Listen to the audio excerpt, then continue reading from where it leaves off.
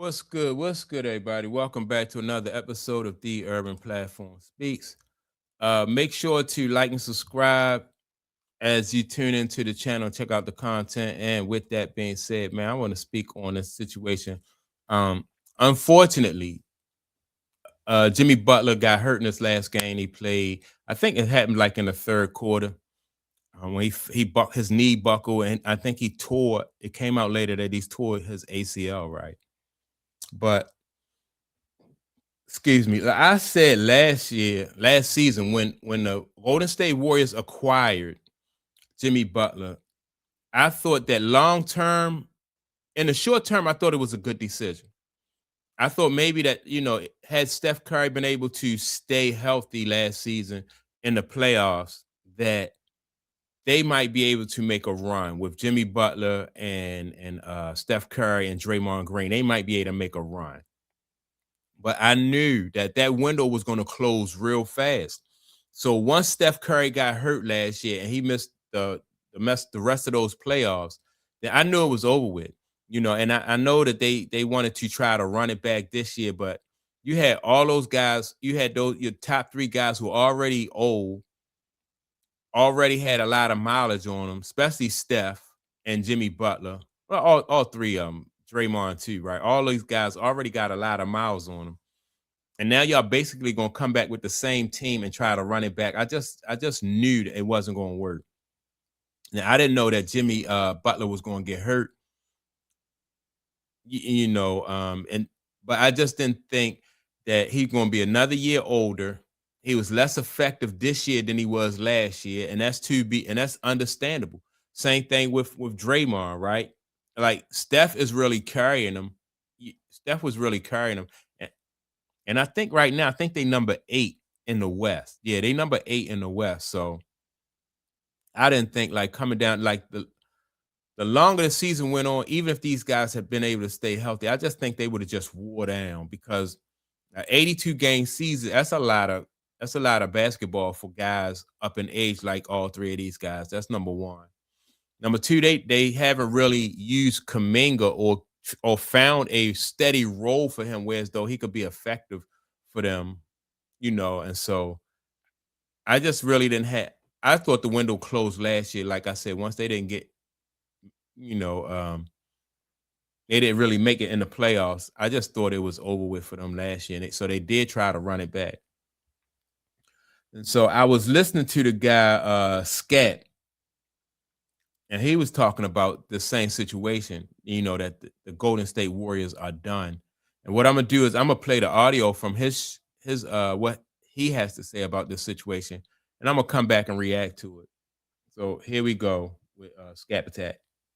Warriors were in action last night. They get the win 135-112 over the Miami Heat, but they lost a lot more in the process of winning this actual game because Jimmy Butler, playoff Jimmy, is down and out for the foreseeable future. Hell, probably for most of next season. More on that in a minute. But in this game, at the 7:41 mark of the third quarter, Butler had his knee buckle on him. He remained down for several minutes before ultimately being helped to the sideline, where a wheelchair was waiting in the locker room. And the imaging confirmed following this one that he did, in fact, tear his ACL. Just a devastating break for him and the Golden State Warriors. I haven't talked to him since the game, but you never like to see a situation like that, especially somebody as tough as he is. And you're praying for the best, obviously, with scans and all that, and we'll figure it out, but hopefully he's all right. The Warriors, who had been climbing ever so quickly up the standings to whatever degree they could climb in an absolutely stacked Western Conference. More on that in a moment as well. But the Warriors were up all the way to 25-19 now, all of a sudden, and sitting in the 8th seed in the Western Conference playoff outlook. That following a 12-4 run over their last 16 games. Butler, meanwhile, for his part, was averaging 21 points per game on 53% shooting in the month of January. And Jimmy Butler really has been quite the impact on this team since they acquired him in advance of the trade deadline a year ago. Remember, if you will, that the Golden State Warriors were sitting in the 10th spot last year when they made that trade. Butler took them all the way, of course, along with Steph Curry, but Jimmy Butler was the big change at that trade deadline. And once they acquired him, they went all the way from that play-in spot, hell, maybe even falling outside of the play-in range altogether. They were one game under 500 when they got him at the trade deadline a year ago. They went all the way into the playoffs, won a first-round matchup from the 7 seed, beating the 2 seed Houston Rockets. They then went into a second-round matchup against the Minnesota Timberwolves. And bear in mind, we're beating the brakes off the Timberwolves in game 1 of that semifinal round when Steph Curry ultimately went down with injury. And despite the Golden State Warriors getting the win in game 1, Curry was then unable to return for the remainder of that series. And of course, Minnesota would go on and win 4 straight and end the Golden State Warriors season. But there was a lot of optimism surrounding this squad in the offseason that they had enough juice for one more title run in the Steph Curry window. And it looked like this was going to be it. Again, they were 12-4 in their last 16 games, but it all comes crashing down to earth now. All right, so they were 12-4 in the last 16 games, right? But that all records can be misleading because it all depends on who you're playing. Like I said, at the end of the season, like even if you take, he said that Jimmy Butler got him into the playoffs and got him into that 8th spot. Well, I think they were 7th, and they went from 10th to 7th. So Jimmy Butler did make an impact with them, but not really a big impact. That's why I said last year, I was like, look, this will be the year.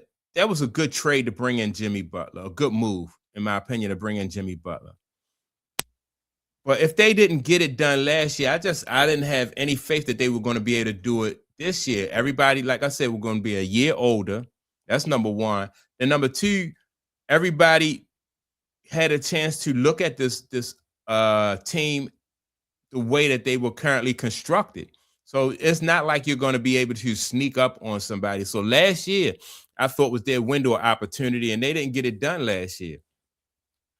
Steph Curry is playing really, really good this year, but other than that, I just think Jimmy Butler, like I said, kind of, is over the hill. So let me get back to Scat.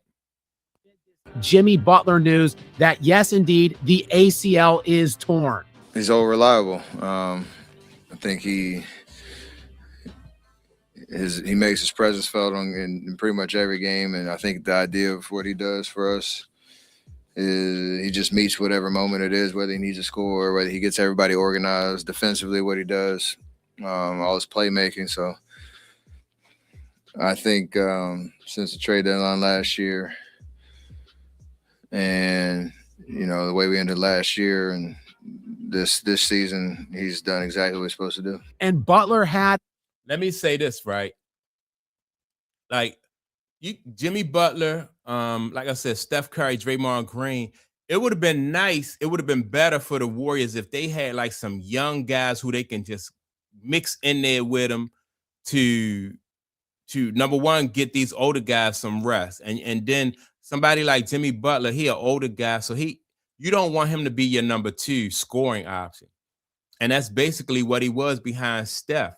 So you had 2 guys, older guys, being your scoring, your number 1 and number 2 scoring option, whereas though they need some younger guys in there to mix in with those older guys so they can I would have thought that would have been, and that's Steve Kerr's fault, right? Because Steve Kerr should have been bringing up these younger guys so they could support these guys in their later years. Like Jordan Poole should really still be there.